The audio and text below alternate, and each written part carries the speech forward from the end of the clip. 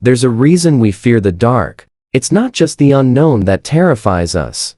It's the feeling that something might be watching, lurking, waiting. You tell yourself it's just your imagination, just a shadow, just a creaking floorboard, just a dream. But what if it isn't? What would you do if you got a text from someone who isn't supposed to exist? Tonight, you'll hear a story that starts like any other. A girl, a message, a warning. But this isn't just a story, it's a lesson, a reminder. If you ever get a message late at night from a number you don't know, don't reply. Because once you let it in, never leaves. They say the mind plays tricks in the dark, that the shadows in your room are nothing more than illusions.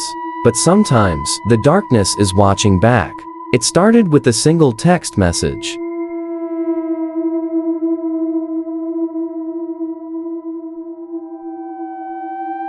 2:47 a.m. A message from a number she didn't recognize. She hesitated before replying. Me? Who is this? The typing bubble appeared immediately. Then unknown number. Look outside. A chill crept up her spine. She sat up, heart hammering, but her curtains were drawn. She wasn't about to entertain some late-night prank. Me? Not funny. Lose my number. She put her phone face down and laid back down, forcing her eyes shut. But then knock. Knock. A soft tapping at her window. She froze. Her room was on the second floor. There was no way someone could be standing outside. Her phone vibrated again. Unknown number. Why did you ignore me? Her breathing hitched. She turned her phone off and threw it under her pillow. This wasn't happening. It was just a dream, she told herself.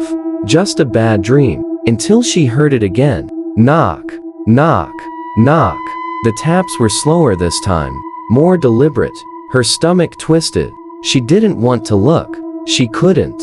But she did. With trembling hands, she reached for the edge of the curtain and pulled it aside just an inch. Just enough to see. And there it was. A face. Not a normal face. Wrong. Stretched, twisted, eyes too wide, mouth curled in a grin that didn't belong on anything human. The skin looked off, like wax melting under a flame. And then it moved.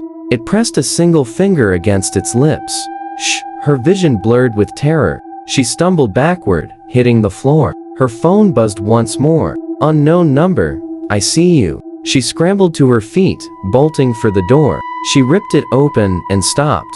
Her mother was standing there, expression blank, staring at her with wide, glassy eyes. Sarah, she said, voice too calm, too empty. Why are you awake? Sarah opened her mouth to speak, but something felt off. Her mother wasn't blinking. She wasn't breathing. Then, in a slow, unnatural motion, her mother's lips peeled into a grin. The exact same grin as the thing outside. Sarah took a step back. Her phone buzzed in her palm. She barely dared to glance down. A new text. Unknown number.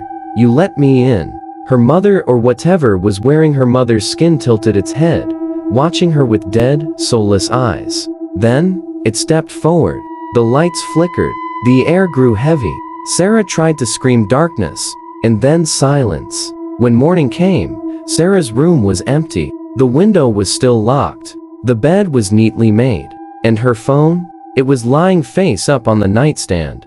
A single message on the screen. Unknown number. She's gone. But I'll find you next. The screen flickered, and then a photo loaded. A picture of you.